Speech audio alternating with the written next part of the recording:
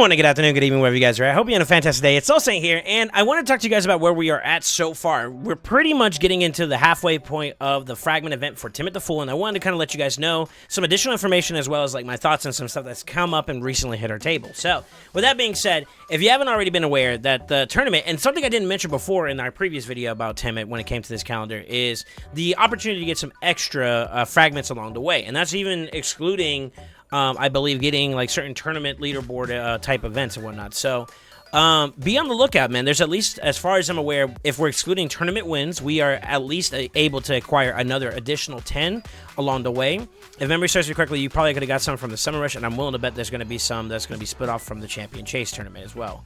So like they may be like one bracket or 1 point check part, and then there's going to be one that's a little bit higher. So if you are not on pace, and this is what we're going to talk about it right here today, is if you're not on pace, how can you catch back up? And realistically speaking, depending on how many you failed to do or didn't accomplish, it is a lot harder for you to be able to get this fusion, right? But if you're only like maybe at most one, at worst two, events down, maybe there's a way that you can get it. Now, it's not to say it's impossible for those that have missed a lot of events to not be able to get it. You're just going to have to really battle your way through Champ Training and Champ Chase Tournament, and you're going to have to win the tournament brackets, right? So that is a possibility. However, with that being said, as of right now, I want to say if we're doing our numbers right, we're going to count it together. It's 5, 10, 15 for tournaments, 20, 35, 40, 55. So you should be roughly around like 55-ish, give or take a little bit, depending on where you're at on these tournaments. 55-ish about on average in terms of the amount of fragments you should have for Timit the Fool. And if you're looking on my side here, just to kind of give you context, I'm exactly at 55. So far, so good. No losses on any of our additional champion tournaments or anything around those lines. But that does give me this reference point. If you're not already there, or if you're roughly around like maybe 50-ish or something like that, that means that maybe you're missing out on the Dragon tournament. You're not fully done with that yet. Take your time. You have like a whole day and 14 hours as of the time of this recording. Roughly about like a day's worth of just being able to do what you got to do to get that Dragon done. You can go at a much more easier pace. If you have the resources, by all means, you can go a little bit harder. There is still technically a champ training event still going until the end of the day, as well as artifact enhancements. So if you haven't plussed up your gear and gotten those rewards, make sure you do so now. And then, of course, there is one more thing that I wanted to talk to you about today, just to kind of give you an idea of what to expect. Kaja, the partner. I was not expecting this. The Deck of Fate event that recently popped. I did one or two. I did a little bit of shark pulls. We've been trying to get our hands on a particular champion, which unfortunately we kind of came up unlucky this round, but it was Georgia the Breaker. I wanted to see if I could get my hands on a meta nuker for Arena. I'm not gonna lie, even Counterfront would have been a nice little grab, but I'm gonna actually be a little bit more frugal on my resources here and rationalize something that's gonna be coming up for future events. As of right now, Georgia, and then tomorrow's going to be Prince Kaimar, which is going to be another one that I would really like to get my hands on. But as a part of this Jester Deck of Fate, whenever you summon champions, I'm going to disappear here for just a second here. Summon champions and get artifacts and accessories. So, doing your normal dungeon grinding, and then, of course, summoning champions gets you points. And as I was pulling, I accidentally clicked on the first one here, which ended up showing me the fragments, and I looked inside I immediately went to the event info just to find out that you can technically get 100 fragments for Kaja, and I'm like, wow, that is a free legendary if you pull some summons. Now, rationalize it for yourself before I go any further about whether or not this type of event is something you want to go aggressively into. The pros of this is that if you do so happen to complete the entire, on worst case scenario, I'm just going to go worst case scenario, if you so happen to have to pull up to 40,000's worth of objective points, which will be for this Deck of Fate, you would be able to get 100 fragments, I believe, to get and acquire Kaja. So if you summon a decent amount, and if you look down here, mysteries are going to be 1, ancients 130, voids 350, primals 800, and then sacreds are 2,000. So if you have roughly about 10 to 20 or so sacreds, you can pretty much do this event altogether. If you have a mixed bag of different ones, but roughly some kind of equivalent amount to that you'd be able to acquire, that's a free legendary no matter what you pull. Now, I would argue that in certain case scenarios, champions like Georgia, who are meta breaking, or Kaimar, who actually have a way to shape up a lot of tuned compositions in the higher end side, or just as a straight-up resetter, strip champion who also CCs and PvP. A lot of options when it comes to those champions. They may be worth the pickup, right? And that'll be the thing that I would rationalize for you. However, with that being said, I want to give everybody a quick halt and wait. let's make sure we are aware of what's coming up in the future. And this is going to come with some of these extra requirements. So down the road, we do have a champion chase tournament. And depending on the point requirement, which none of us are completely aware of, you have to be very, very careful with how much you pull. You want to make sure you have something left over to be able to acquire that. Now, the blessing behind this is that we are going to be in the middle of a 2x Savage is my assumption. That's my understanding, because we had a Void event with the Halloween Siffy, and then before that we had an Ancient event. So I would say the one set of shards that we have not had a chance to touch would be the Sacreds, right? And I'm going to assume that based off of that information, we're probably going to have a 2x Sacred alongside that champion chase, which means that your likelihood of getting decent champions are already propelled into a higher standard, right? So when I'm looking at it, my thought and rationalization is this. You could pull Ancients, you could pull Primals, you could put Voids in this recent period of window, which means that you're going to be slowly pushing and progressing towards Kaja. But with champion chase type events, it's not what you use, it's what you get. So you're looking to amplify your opportunity of getting good champions or higher rarity champions, whether that's your mythics or your legendaries or anything in the higher star versus your commons, uncommons, rares, right? This is where a point can be taken towards maybe considering getting a couple of your fragment champions summoned. So if you so happen to have been collecting fragment champions from daily login, or if you're progressing in Doom Tower, or for example, if you go inside the Deck of Fate and you do happen to get enough fragments for Kaja, that will help you down the road towards something like a champion chase event for Timit, right? So rationalize it, make the best educated decision. What I like to do is I like to look at previous events that are similar to this type of fusion. So this is a fusion event. It's not a traditional, it's not a hybrid. It is a fragment fusion event, and you can rationalize the type of amount of like points you needed to get the fragments in from previous events. You could look at websites like Hell Hades or some other resource where history can be read, and maybe make it more educated guess right there. But the more legendaries you're able to pull, the much more likely you're probably going to be able to acquire enough points to make sure you're safe inside the champion chase. So for me, I am of the thought process of something around the lines of like, I want Kaimark, right? I also wouldn't mind getting my hands on Kaja. So by doing one, I kind of help myself in another. So I'm rationalizing. I did already pull some shards for Georgian, although we were unlucky. I'm already halfway done with the event, you know? And I could technically farm some gear along the way. You know, we are still in the Dragon Tournament. We're still in all these different tournaments that are going to be popping up over the next couple days that we could probably farm and acquire points, which will allow us to also pull some more of these Deck of Fates. Now, my biggest thing is going to be whether or not I got the champion chase taken care of. And that's where I'm going to start looking at my fragments as an example, right? Now, this is my rationalization here. I pull my Sacreds, I get enough points for Kaja. Kaja's going to be extra points, right? That plus my current fragment champions I have should be enough to hold me over. Worst case scenario, I can go the distance with some other champion summon style approaches. And then, of course, if I get some decent champions maybe along the way to maybe use some Brahma fusions, or if I was lucky enough, like maybe some of you guys are, to basically go ahead and craft Kira to get towards Lady Mikage or Tatsu and all the rest of them, and I'm able to get Lady Mikage, all those summons will add to the pool of points that you'll be able to acquire. So rationalize that based off of what you have, of course. My rationale is this. I'm at the point on my account where I am looking specifically for certain champions now. So being able to push for Kaimar specifically as a 10x, although I still say to this day, 10x's are, question mark scams, I would be willing to maybe make that push. I have a decent amount of Sacreds to maybe give myself a chance at them. I am pretty, at least progressed enough in terms of like shard pulls without a legendary towards getting closer to Mercy. So that also is a check mark for one of my to-do, like whether or not I decide to go for the to-do list or not.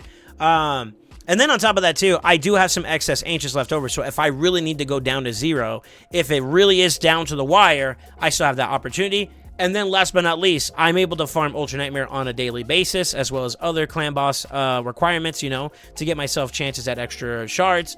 I'm basically evaluating where can I get shards at to help me get over the finish line. And that's where my rationalization is. I'm safe enough to a point where even if I only pull half of my shards during the 10x Kaimar, when it comes to Sacreds, I still will have a hefty amount going into the 2x Sacred, I believe. Into that champion chase, and I will also have a chance to get some extra, champions along the way while making sure I'm making progress towards the Timit fusion. So I think those are some good rationalizations. As of right now, we don't have any other big,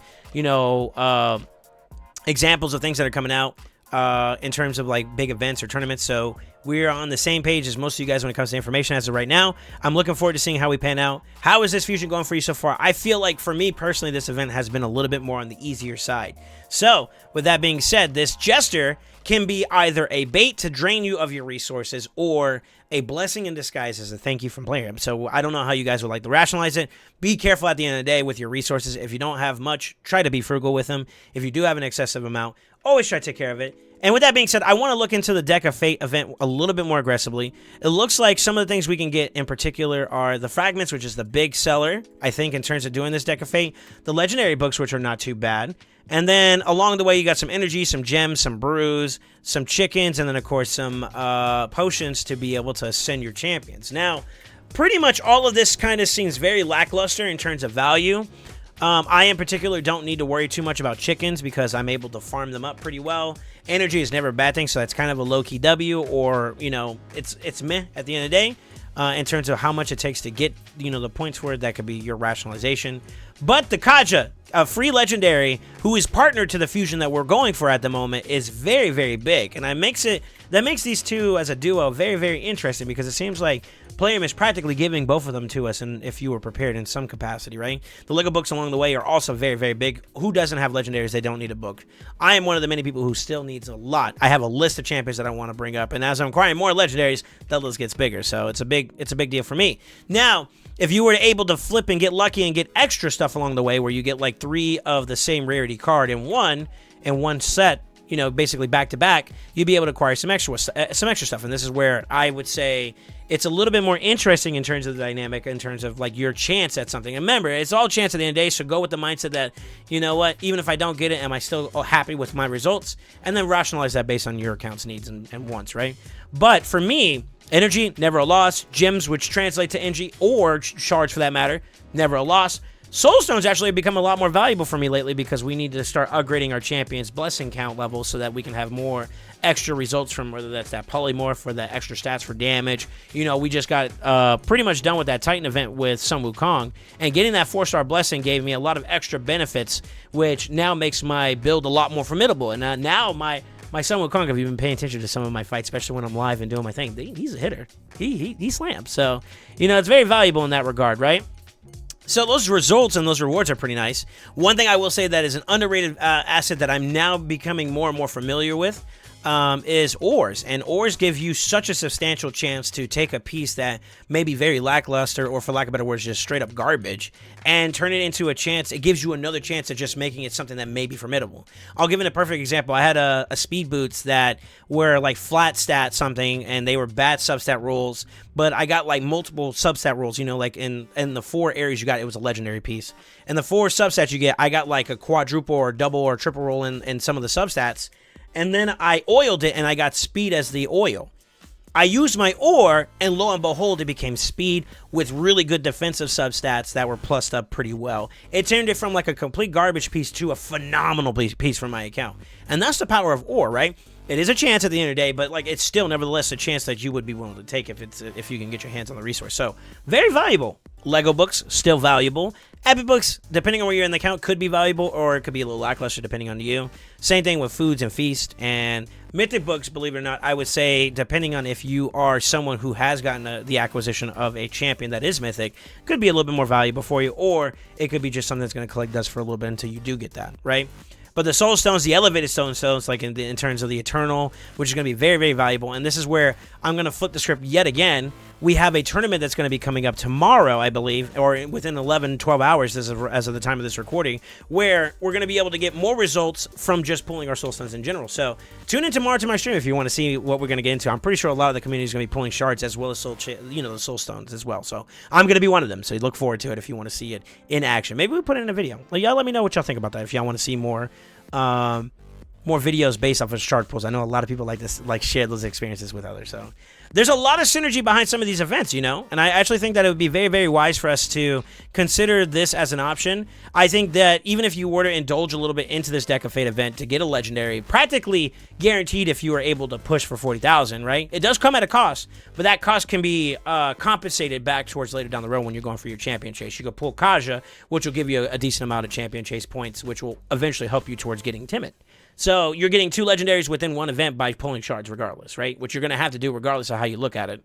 Unless you have a lot of fragments, fragment champions ready to go, or some Brot mods, ready to go. Which even then, I still think that, like with Brot mods, as an example, you still kind of have to pull for these champions in some capacity. So you're still pulling at the end of the day, is the way I look at it, right? And with that being said, I definitely think that getting extra out of your whatever you do, double dipping, triple dipping into these like events and tournaments are going to be a big valuable asset for players and whatnot. Now, with that being said, I'm going to do a quick reminder for everybody in terms of double dipping, triple dipping, dipping, how you want to look at it. There's not really going to be much overlap going into the early portion of this week. We are on Monday.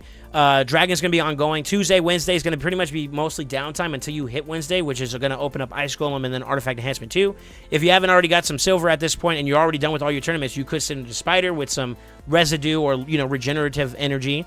Or maybe work on some gear pieces. You're in the middle of 2 or you're in between 2 artifact enhancement events right now. You're on the tail end of one, about to go into another. Maybe start crafting some pieces that you think, this will be worth enchanting, right? Maybe you can start prepping some of that up for your next event going into it. But Ice Golem is going to be just your traditional tournament. You're just going to grind that out, get your points, keep it moving, right? Because there's no overlap anywhere.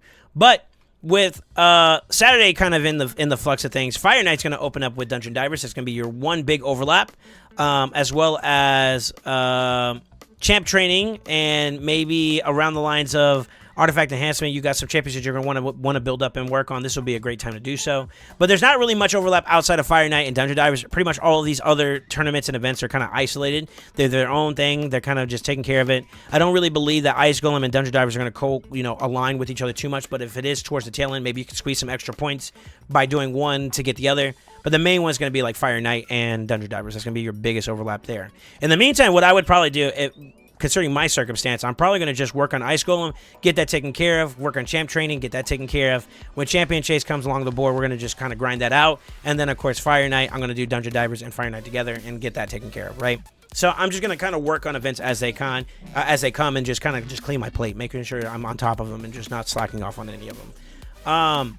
The last one is going to be like the last checkpoint should be like your classic arena, so you should be pretty safe to just farm that out as much as you can. If you have extra refills, it'd be a great time to do it. We need the Great Hall to get filled up, right? Now, I did want to give you guys a little special quickie announcement. I did recently, if you haven't seen it in the community tab, I posted a picture of something I recently acquired on my account, which was I pushed plat and we succeeded. And my first ever chest got me a pretty nifty avatar to kind of go along with it. Now, I think I like the Cardiel one as a content creator. That was a really hard-earned one. But I thought it was a cool one to kind of show you guys in general. Between the two for the plat ones, I did enjoy getting this one the most. This is the one I was more like attracted towards. But nevertheless, I was able to do it. And not only that, we got to fight some clannies along the way. And lo and behold, as time went by, let me find this screenshot real quick. We did not only beat it, but we ended up getting pretty well far into it, and we ended up placing pretty much at 285 out of the top 500. We placed kind of in the middle of the bracket there. It was a pretty hard battle. I ended up getting I stayed in plat towards like the last hour. I was just trying to stay and trying to keep pushing and whatnot, but my defenses ended up getting hit pretty heavily as I started going further up, and I ended up getting hit so many times, and I lost a couple of them to a point where I got kicked out of plat, and I was in gold 5, like pretty much on the edge, and I just started battling and battling and battling. And with my victories and my attack, and then some defensive wins on my defense, it pushed me and it propelled me straight into plat towards the end, and I did very, very well. My defense actually held up pretty well. So if you guys didn't know, I ended up getting Yumiko, so Yumiko plus some of the other champions I got, like Necrin and whatnot, really helped me kind of solidify a strong win. In terms of pieces, it's not really going for this much. It's really more so for the avatars and the bragging rights and all that other stuff. But I won't deny, the gems I had to consume pretty much were replenished, so that was a nice little, like, we equaled out there. Getting the avatars a W, and then, of course, out of all the gear, I actually had one pair of, one of the helmets from Swift Perry actually had some really, really good sub-stat rolls, so we ended up keeping one of those pieces. Really, really cool series of events. I gotta admit, hitting Content Creator in October, getting a Yumiko in October, hitting plat for the first time in October. This month has been phenomenal for me, and I actually have to give a big salute to the community. We hit some big milestones. I don't know if you saw it last Friday. We had a 24-hour stream, which I was able to knock out of the park. We didn't have any issues make it through in it. A a lot of roller coaster of emotions, whether it was doing content for other players or playing some variety games. We did a whole bunch of stuff. It was really, really fun. Anyways, with that being said, I just wanted to show you guys some of my recent experiences as well as some things to look forward to in the future of the game. And as always, if you guys want to see some content relating around like maybe plat pushing, maybe down the road, maybe I can do some recordings for that and let you guys see it, give you guys my thought process of what I attacked, what I didn't attack, and why, and how my defense held up or didn't hold up. We can do like reviews on that or something like that if you're interested. Let me know in the comments below. Would you like to see some content relating around more higher end plat progression? Now, my account is still, I would see, in its infancy, so the fact that I'm able to even contest it into plat is a testament to my account's potential. But I do think that if it wasn't for some key community members helping me along the way, big shout out to Chaos Crafty, to name a few, I don't think I would have been able to get as far as I have. So a big salute to a lot of people who have helped me along the way. And I just want to let you guys know, man, if you guys are interested into it, please let me know in the comments below. And as always, don't forget to like, comment, subscribe on this video. And always, always remember, stay ascended.